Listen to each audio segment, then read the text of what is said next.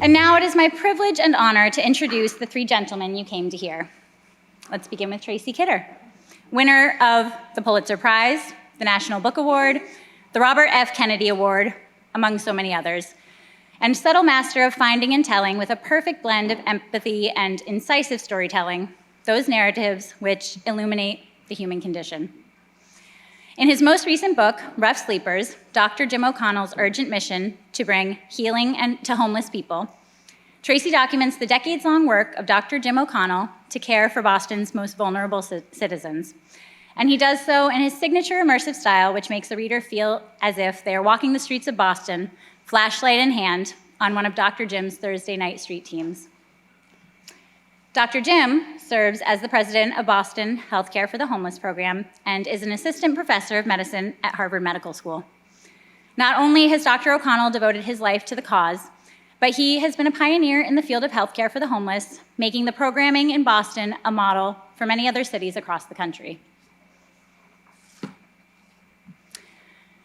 This conversation is of particular importance to me and to many of you in the audience today because next to extolling the value of stories and the written word, the issue of homelessness sits close to our heart. Some of you in the audience are aware, but many of you may not be, that Nantucket has both a seasonal and a year-round unsheltered population. I have had the privilege this year to join the volunteer leadership team of the Warming Place, Nantucket's resource for our unsheltered community. The Warming Place provides a warm place for people to gather, have a bit of food, and receive some help in connecting with local services during the winter months. In our second year, the Warming Place served 10 regular guests and more people who came in irregularly. We provide meals and emergency shelter on cold nights and have gotten to know the stories of our neighbors who may struggle to secure the basics that many of us take for granted. Many of my fellow Warming Place volunteers are here today and have more information if you are interested in our work. They will be outside after this talk, so I hope you will stop to chat and learn more. And thanks to Tracy's and Dr. Jim's enormous hearts, they are taking time out of their weekend on Nantucket to talk with our crew and share their stories and wisdom from Boston. And finally, in conversation with Tracy and Dr. Jim, we have Rob Cocuzzo, a man who needs little in the way of introduction on this island. Rob is a member of our Festival Writers Advisory Board, a festival sponsor, the author of 2 books, and the former editor of N Magazine. But I congratulate him today on his current and future work with his own publishing company, Jack's Point, which specializes in legacy literature. And now, without further ado, I give you Tracy Kidder, Dr. O'Connell, and Rob Cocuzzo. Thank you.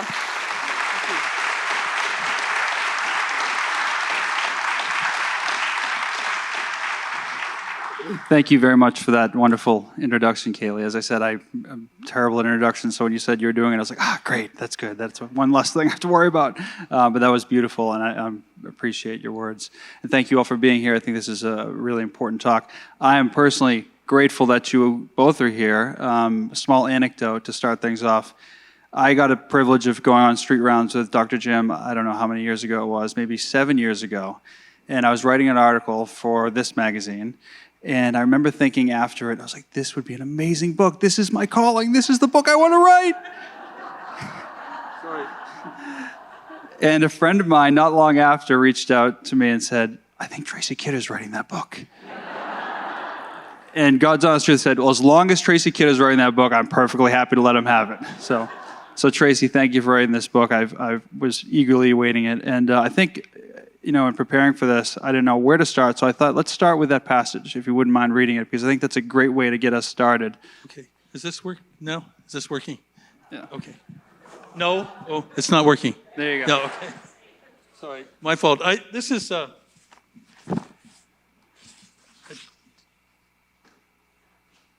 wanted just to read about Jim's assistant. One of the main reasons I envy Jim, it's just a chapter late in my book. The psychiatrist Eileen Riley had been with the street team for decades, and to her it seemed as though their work existed outside of time. You go away on a sabbatical, and when you come back, nothing's changed. Jim often recited those words and would add, there's both a comfort and a terror in that. For me, after spending time in the team's company, a certain coffee shop was no longer just a place to get a good muffin, but also the shop across the street from where Harmony and Jake liked to camp with their caravan of shopping carts and roller bags and witchcraft equipment. Certain sights had acquired meaning. Walking up Bromfield Street toward dawn, I saw a man in a janitor's uniform sloshing a bucket of water across the pavement of a doorway, and I wondered if I knew the person who had spent last night on that patch of concrete. Predictions of winter storms and plunging temperatures could still make me imagine boats tossed in heavy seas beyond Boston Light, but now they also summoned faces in Mousy Park and McGinnis House, in the street clinic waiting room, on snow-lined streets, and the headlights of the outreach van. And 780, that's the headquarters of Boston Healthcare for the Homeless, had come to feel like the refuge. Like refuge. I had been given a key card which let me move freely through the building. Julie Bogdansky, Jim's assistant. Julie had given me my first tour of 780. Some months later, mildly puzzled, I told her that I hadn't heard any members of the staff speaking angrily to anyone there. She said, "It's gentler than other places that I know. People don't yell at each other, at least in my presence. Sometimes patients do, of course, but not very often. It's almost like the waters get calmer. Everything's done by dialogue and open conversation. It's like a cult that isn't one."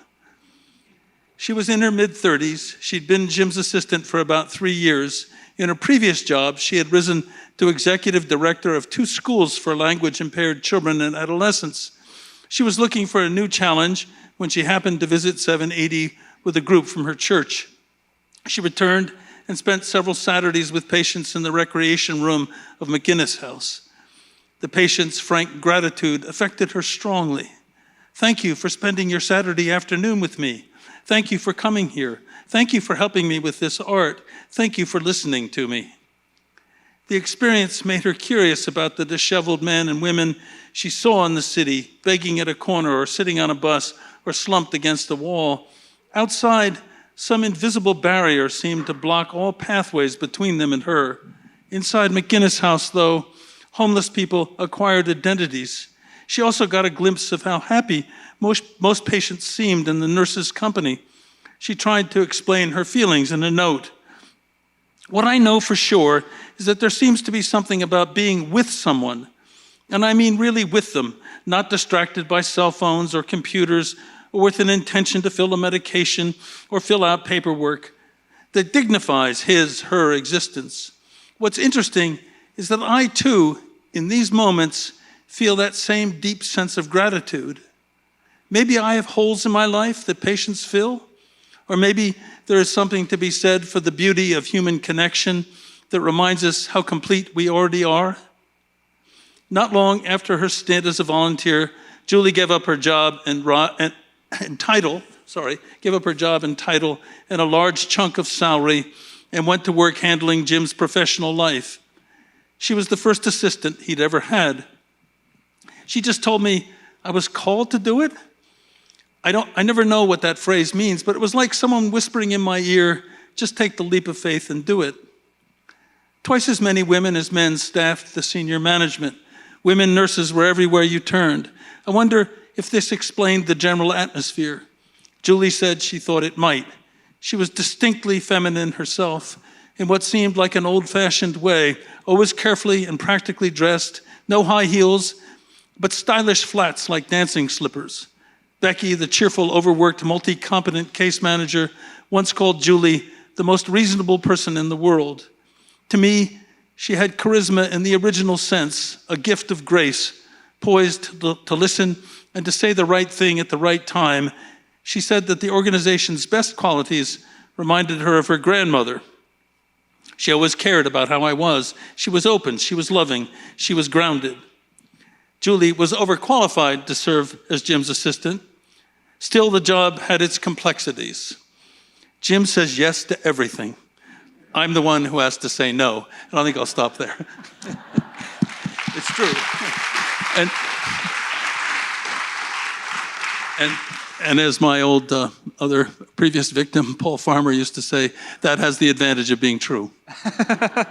Thank you for reading that, Tracy. It's funny, I was actually emailing with Julie, and I called out that passage. I thought that the characterization of her does such a good job encapsulating everything you see at Boston Healthcare for the Homeless. Let's go a little bit between the lines a bit. Tell us about what it was like embedding yourself into this story. And I want to ask that question to both of you. And for you, Dr. Jim, I'm wondering what reservations or trepidations you might have had in kind of agreeing to be part of this story. You can start off. We'll give you a chance to catch your breath. Is this on? You can hear me? Okay. I have lots of, first of all, it's so nice to see Rob again, and Jenny, thank you for everything you did for us before. And Julie, in case you didn't catch, is also from the same college Rob is, so they're very connected. As aside. But when Tracy came, Tracy can tell you how he showed up, but most of our world is, we live in what Barbara McGinnis, who was the original nurse who taught me everything, used to say was blessed obscurity. You stay under the radar, you can do your work and not have to worry. And then Tracy will tell the story, but he showed up one night and it was, one, we were totally on it because it's Tracy Kidder, and I was a friend of Paul Farmer's, and Paul led this incredibly magnificent international, larger than life. And when Tracy mentioned he might want to write something about us, it reminded me that Paul used to remind me when we would be in panels that I was the doctor who never got more than a mile from medical school. And that he was changing the world in Rwanda and Haiti and Peru and places like that. So I kept thinking, our story's a little bit boring when you put it on that international thing. So I think mostly we were, like, he's going to be disappointed. But then the other thing was, how do we talked to Tracy a lot about how do you invite, what we do is relatively intimate in that you're in people's lives and it's health and, mental health and other stuff. So to invite someone into that thing is kind of a, it's a big deal. And we thought really hard about that. And we didn't want to put the people we cared for in any kind of bad spot. And I could frame shift and say, so we talked that over for a long time. Our board of directors, as a matter of fact, which includes many homeless people, actually got mad at us for even doubting they wanted Tracy to come and tell the stories of people. What I now remember, Tracy came and he spent years with us, about 5 years with us, became part of the team. He kind of effortlessly blended in such that we forgot he was there. And then I would share with all of you, if somebody hangs out with you for 5 years, you can say some pretty stupid stuff. And then there's somebody noting every word, But what I know now is the book has come out, and Tracy gave a book to everybody that he saw on the streets. And the only bad response we've had to the book is from the people who are not in it. And it tapped into a nerve, which I think is what Tracy did, is these are people who have lived really complicated, really difficult lives, and to be able to tell their story to someone who listens and tells it well is a real honor to them. Much to our surprise, we thought it would be an invasion. So I would leave it at that. We lucked out to run into Tracy and are very grateful that it happened. Not to mention embarrassed. I'm sorry. Just to elaborate on Jim's story about Paul Farmer, Paul, after saying poor Jimmy never got more than a mile away from where he went to medical school, would add, but here in this great citadel of medicine, in the shadows of Mass General and the Brigham and Women's Hospital, he deals with exactly the same things I do in Haiti, in Rwanda, in the slums of Lima, Peru.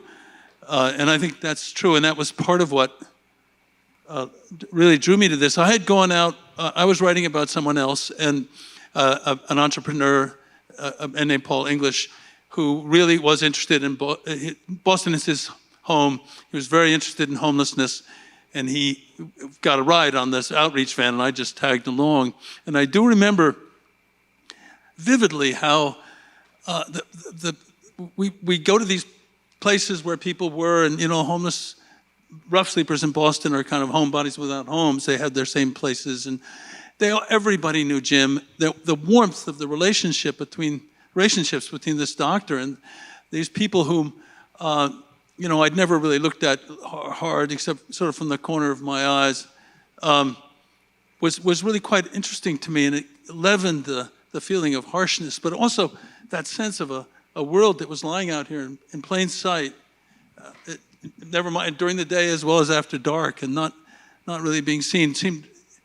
It seemed very interesting to me, and I was moved by it. I remember thinking, I didn't say this at the time, I wish I was writing about you. It was because, I don't know, it just seemed like something worthwhile and something unusual and pretty moving. And as time went on, I got to know a lot of Jim's patients. We had to be very careful. And one of the things I do regret in my book is that because of HIPAA, and because Boston Healthcare Philanthropist has a wonderful pro bono lawyer who knows everything about HIPAA, and I had to change a lot of names. And I think people deserve to have their names out there, but I couldn't do anything about that in many cases, particularly among the dead, whom I hadn't had a chance to get releases from. But I just to say one more thing. I mean, one thing and I've said this, forgive me, Jim, for saying it again, but we can, sometimes a lot of homeless people lack the resources, maybe sometimes the skills too, but the resources that we sort of take for granted. So for instance, in Boston, how do you keep yourself clean in a city that has virtually no public bathrooms? And I think partly for that reason, it's fairly easy for people like me anyway, to begin to imagine that these people are incurably primitive or maybe even alien. But you can't sustain a thought like that, an idiotic thought like that, unless you really do just look at homeless people from the corner of your eyes. Because once you really engage with them and talk to them, they're just like everybody else. And you have to realize that they are just every bit as human as you and I. I mean, there's no essential difference. And then you start to learn their stories and you understand that, I mean, I don't like the whole idea of blame or who deserves what, but, sorry, I'm Yankee away. The word deserve really bothers me, particularly in this context. Samuel Johnson, the great English lexicographer, was once said, it was told that somebody had been hanged. I think I have this right. Somebody had been hanged and I think Boswell said to him, well, he deserved it or something like that. And Johnson said, sir, if all of us got what we deserved, who would escape hanging? So, anyway, I think I'm sorry. Well, one of the things that comes to mind is you do a really fine job in capturing how stacked the deck is against many of these individuals in trying to get housed. And I think of, a central character being Tony as a person that's in a situation that continues to push him down despite his best efforts to overcome many challenges that are both external and internal. And I know this is a big question, Dr. Jim, but if you were to give us just a microcosm of what I mean by that in terms of the deck being stacked against them, how would you describe that? No, I think it's a great and important question, Rob. I think the way I'd say it is that when I first started, and this is, I was right out of residency, knew nothing about homelessness. I was pretty appalled at what people were doing, and kind of had that same thing Tracy with. I kind of said, get a job. Let's get it together. And then as I got to know them, which is the secret, once you get to know them, which sometimes takes years, it doesn't take a clinic visit or something else. But once you get to know them, you realize that I don't think I've ever run into anyone who wants to be there. But when you hear the stories of the folks, especially those who live on the streets, ones, in Boston we have a lot of shelter beds, so there's 90% or more of homeless people are in shelter beds, and it's about a smaller percentage are outside. They tend to be a very complicated, and just a complicated subgroup of the homeless population. But when you talk to them, the trauma they lived through as kids, growing up with poverty, really abject poverty, growing up usually in a foster care situation with no parents around, and then going to schools which were way underfunded, often in really difficult areas. And you start to realize here are kids that had ADD that no one ever paid attention to, so they got labeled bad kids. 25% of the men that we see on the streets of Boston can't read or write. So you start to get onto the picture that these were structural things that neglected them when they were growing up. And now they're 20 and 30 and 40 years later trying to you're trying to survive with none of the skills that all of us, or none of the blessings that most of us are used to having. So I think that's where they capture you. I think once you realize that it takes a lot of courage not to scream at everybody when you've been, deprived of so much for most of your life, and everyone else has been given so much. So I think that's the going theme that I would go for. It's usually things that happened 20, 30, 40 years ago that we've never as a society been able to recognize or correct. And it's coming to my mind, and so fact check me here, Tracy, if I'm not quoting this accurately. But at one point, Dr. Jim, did you say something to the effect of, one solution would be paying teachers $200,000 a year and see what happens in 30 years, something to that effect, where education is kind of a key part of this all? Yeah, and I did say that, and it was in response to, if I could only do one thing, what would I do? And the more I've thought about it, the more I realize that it goes. So first of all, we've come to believe, I think homelessness is really the result of many weaknesses in our society, many sectors. It's bad welfare systems, bad correction systems, poverty, racism, you name it. It's all of those sectors. And the only way we're going to prevent homelessness long-term is if we fix those systems. And I think one of the primary things we need to fix are the schools, because most of these people that we see on the streets, had there been schools that were well-funded and had teachers that had time, those issues would have been addressed. So I keep thinking, if we could just turn it upside down and pay our teachers $200,000 a year and fix our schools, we'd probably avoid a lot of these very costly societal problems down the line.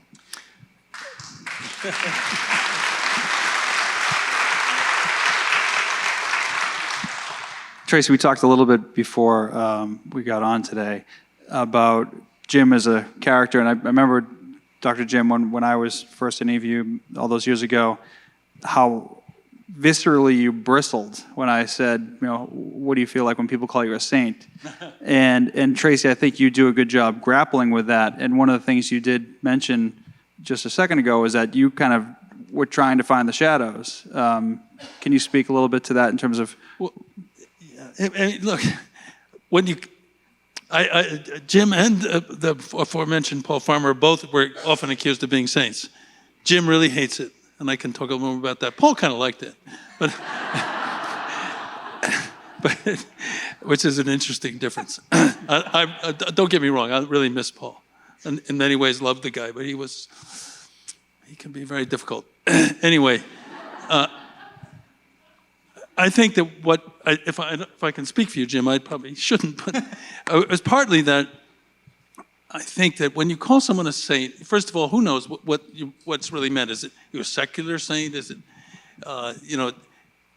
if you read hagiographies, you realize that even the hagiographies, most say Catholic saints were not easy people. They didn't. So I think what really is meant is a secular saint. And I think what really is meant is that this is a person sort of set aside. And this is a person who's doing things that no one else could really be expected to do. Therefore, we don't have to take the example too much to heart. I've often felt that was the case.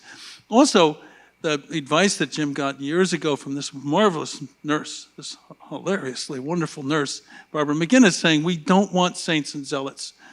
That they don't last in this work. We just want people who want to do a good job. And make this a job people want to do. I think so. I do think it in an odd way demeans the work. It's good work, And one further thing to say: suppose you're like Jim, and you had so many talents that you had a hard time focusing on one profession, and you finally discover medicine. And you really learn that you love medicine, and you're good at it. You work your tail off, and you get even better at it, and better and better. And then, by chance, unwillingly, you're conscripted into doing this, working with the people in the city who need you more than anybody else, anywhere, and who are incredibly grateful for what you do. It sounds like a pretty good job to me. There's this wonderful scene in the book, I'm not spoiling anything here, where Dr. Jim, you're giving a speech at a MGH gala, and it seems like when you're reading that, it's as if you're teetering on two different realities. And I'm wondering if you sense that when you're going through your day-to-day life, where you're kind of two different polar opposite experiences, or does it seem like all the same? That's a tough one, actually, Rob. And I don't remember exactly the scenario of the gala now, but one of the things that I'd love to share with you is that we often talk as a team, because you can trust me that everything we do, we've done in a team. So I cringe sometimes when it focuses on me and not everyone around me, but trust me, it's true. But we often say, okay, we've been doing this for 38 or 39 years, so what's different? What have we done? And when you look at it like that, you step back and say, well, homelessness is arguably much worse and much more complicated now than it was when we started. And what is it? What's the outcome, I guess, that we look at? And we're used to as healthcare providers trying to say, we do something, we hope we're going to show up a return. And what you realize is that we haven't really changed the arc of homelessness very much. What we've had to do is come to grips with the fact that we've gotten to know the people who are suffering through the experience of being homeless, who have a huge burden of co-occurring medical and psychiatric and substance use disorders, and who have almost no support from anyone else. And then it becomes the relationships that you make and the fact that you're present in their lives, and when they're sick, you're there. Or we made this promise through, we have a bunch of homeless people, as I mentioned, on our board of directors, and we have to be available 24/7 to people. They don't want to call up and get someone they don't know, so they get their doctor when they call. And so this continuity and getting to know people, I think, is what gripped us all. And while we still may not have bent the mortality curve, by the way, it's mentioned in the book, but homeless people in almost every city die at 4 times the rate of someone the same age in that city. If you live on the streets of Boston, you die at 3 times that rate, which is about 12 times the rate of somebody in the city. So it's hugely dangerous to be homeless and living on the streets. I used to think they were heavy, real survivalists, but they don't live very long. And so when we haven't been able to bend that curve, it makes us feel like we haven't done our job. On the other hand, we've been with them through, great times and bad times, but we're there. And I think most of our staff would say that's what sustains us. And I think those are, in my world now, that's the two different worlds. We may not be bending the arc of the curve of homelessness, but we are certainly making a huge difference in the lives of the people who are there. And we've had to learn how to cherish that. At the same time, we rage against the fact that as a society, we haven't been able to, scale housing to the amount we need and, get the supports that people need. We just haven't done that. If I could put a finer point on my question, I guess let's use this circumstance for instance. Does it feel like this is in the same reality that you exist on a day-to-day basis? Or does it seem like I'm now putting on this hat to be here versus the hat you wear on a day-to-day life? No, this is clearly a different reality, okay? Which I cherish, by the way, don't get me wrong. But what let me backtrack on that and say what I appreciate about someone like Tracy taking time to do this is the stories of these people need to be told, because we can't all be there. And I don't think it would be reasonable for all of us to be there. But it is important for all of us to know what's going on and appreciate the difficulties that people are going through and how we might find ways to help. I'm looking forward to meeting you guys tomorrow, by the way, to see how the warming center is helping. But I think we all have a role to play, but we can't all be out on the streets all night. There's only room for a few of us. So I think that is how I would say it. Your understanding and compassion and support will go through schools, jails, up to government and change things. Tracy, I mentioned Tony before as a character that you really shaped the narrative around in a lot of ways. Did you follow other patients as closely as you did Tony? And if so, are there any that maybe didn't make the book that stay with you that you might tell us about? No, I didn't follow anyone as closely. I followed him really closely. I did follow a number pretty closely. I think everyone that I spent much time with shows up somewhere in my book. I wanted to give you that sense of a pretty of a big landscape of a whole large group, but I couldn't write about everyone, and I did want one.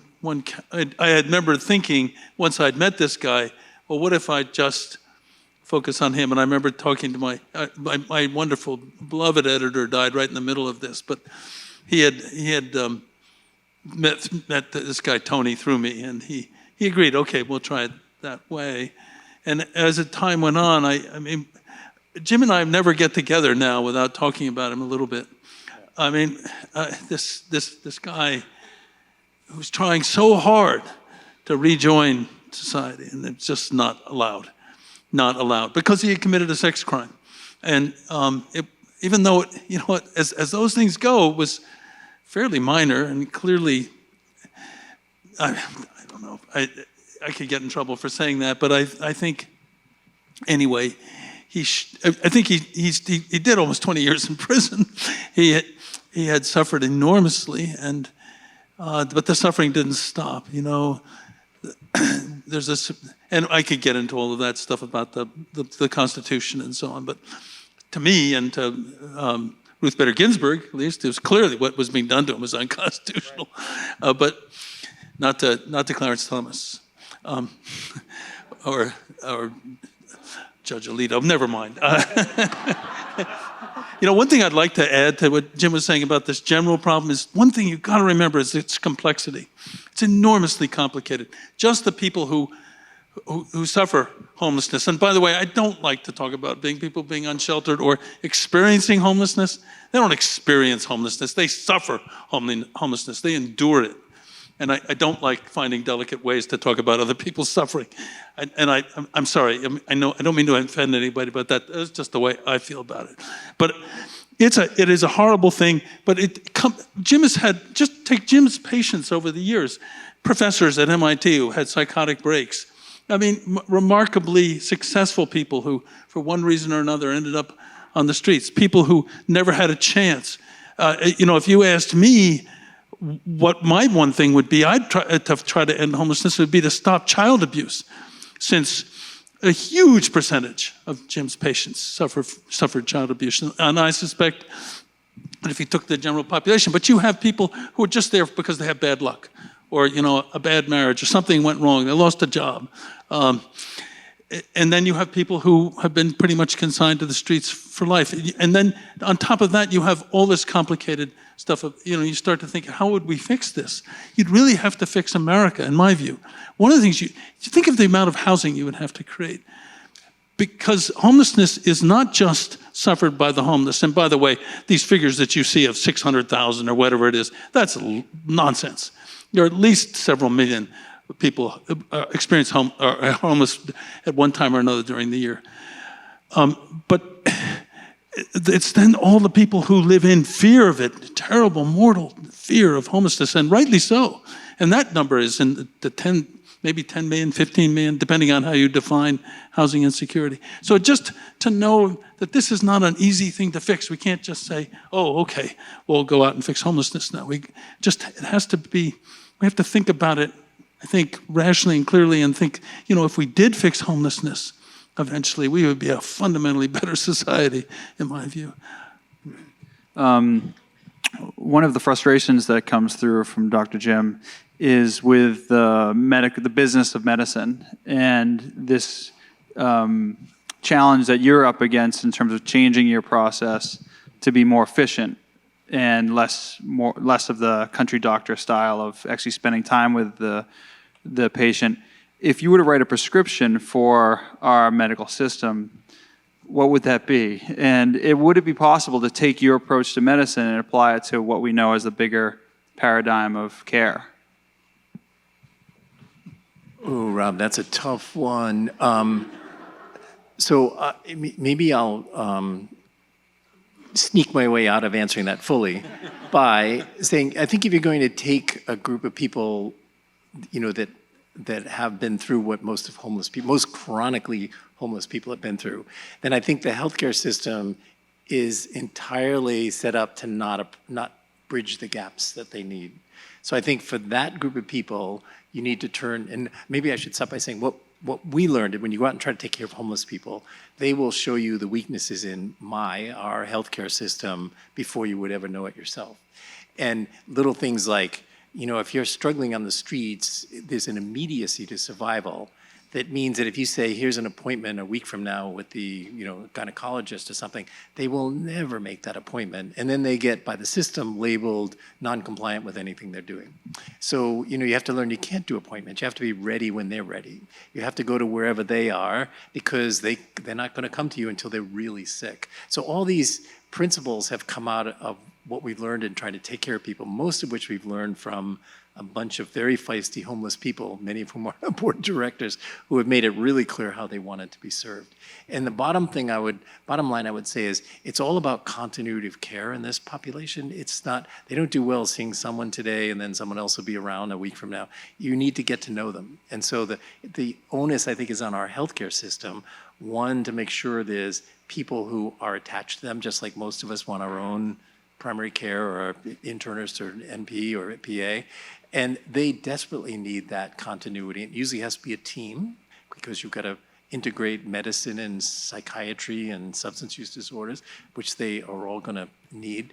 And then it has to be a system that's totally consistent or totally integrated into the main health system.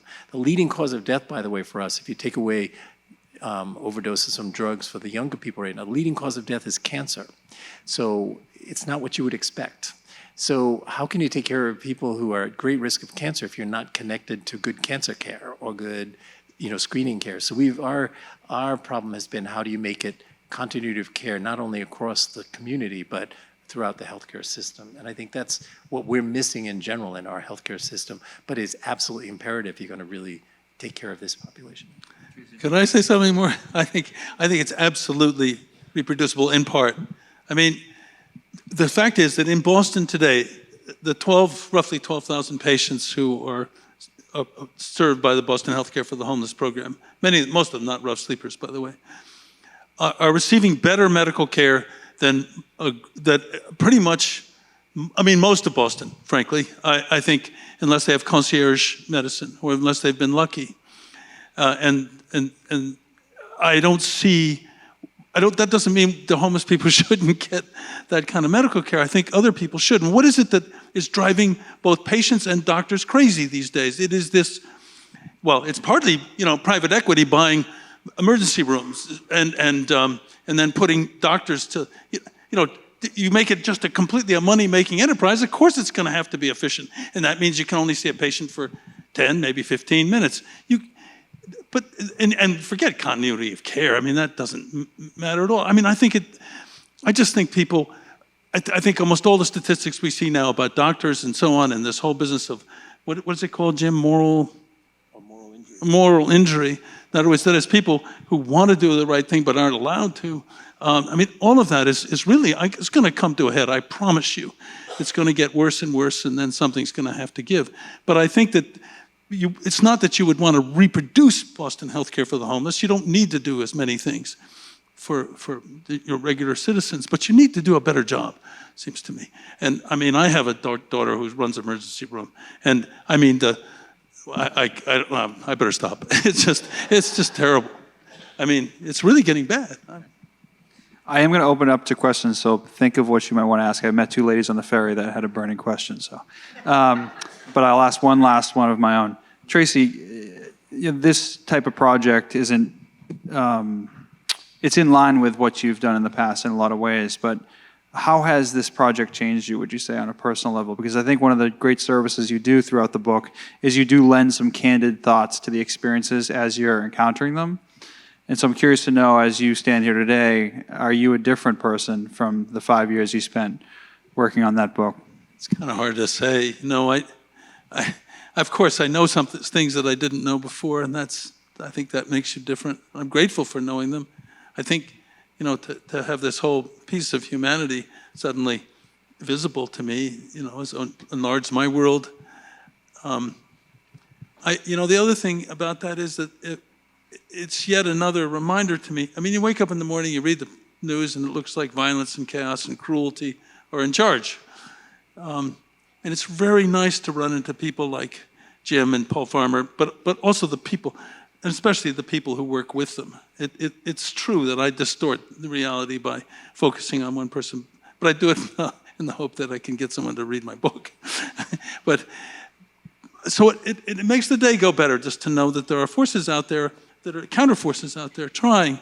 And I'm not saying that they're going to win, but it in some ways doesn't matter. And it's just like, Jim's saying, we have not been able to inflect the mortality curve, to really to stop this horrible dying of our patients. But the amount of suffering that has been relieved is just staggering. And I think that's always worth doing, no matter what. Right. So, yeah, I mean, it's changed me in that sense. I feel pretty strongly about some things I didn't before. That's happened before.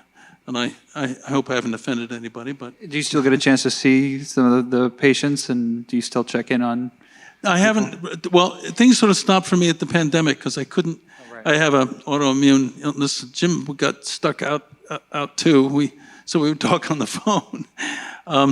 I've seen some, but I was mostly working on my book, and I hope to get back to it. But it hasn't quite been reconstituted. But I do hope to get out there. I've got to fix some things first. I'm getting old, really. Let's open it up for questions. Anyone, ma'am?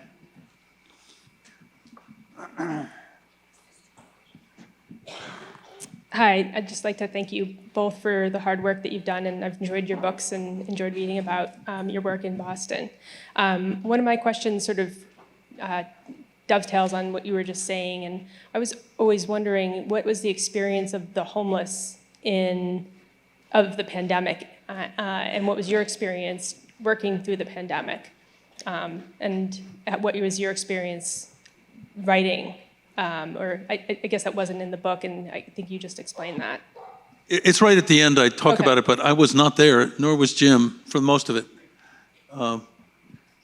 Right, I can answer the first one. So I had a health issue too that put me on a bunch of immunocompromising meds. So I couldn't, first time in my life, I couldn't be out in the front line. So I had to do all my stuff, sort of administratively in the background. And grew to hate Zoom, as everybody else, I'm sure, hates Zoom.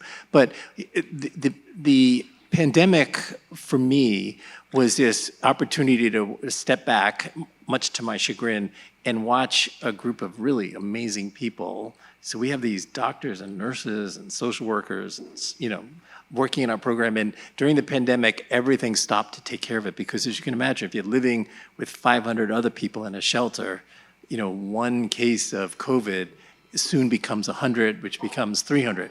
And so we completely transformed our program to just take care of COVID. So our job during the pandemic was to try to take care of all homeless people. So we set up, it can go on and on. We eventually ended up running a 500-bed hospital for homeless people homeless and marginally housed people who had COVID inside the Boston Convention Center, right next to a 500-bed hospital that MGH was running. And it was, it was crazy, totally crazy. And it turned out that about 40% of everybody living in Boston shelters got COVID. So we couldn't stop that. The shelters, we had to decompress the shelters. We had to create places for people to go. And we learned lessons like, if you want to isolate or quarantine someone who has no money and no food, you've got to provide all that. So isolation is not just go home and stay away. Isolation is we got to find you a place and then take care of you for the next 2 weeks. So it was a huge amount of work that went on. And then vaccines came.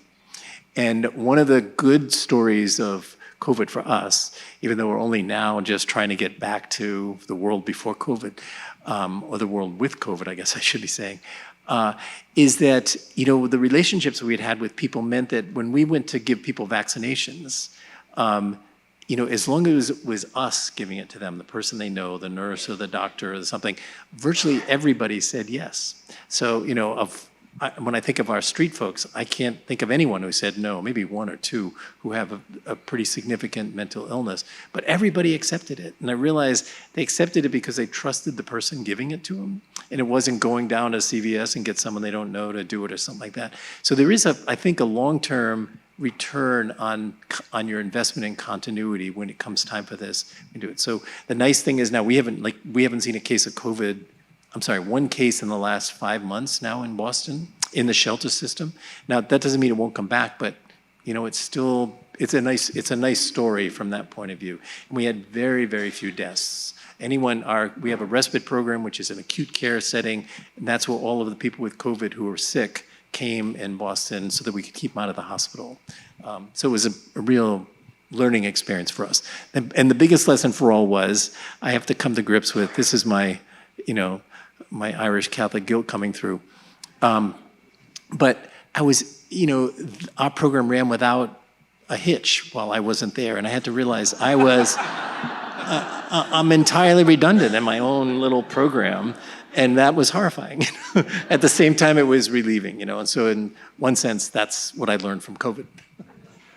I'm sorry to say, but we have to move for the next program. So, gentlemen, thank you so much for being here. Thank you. Thank you.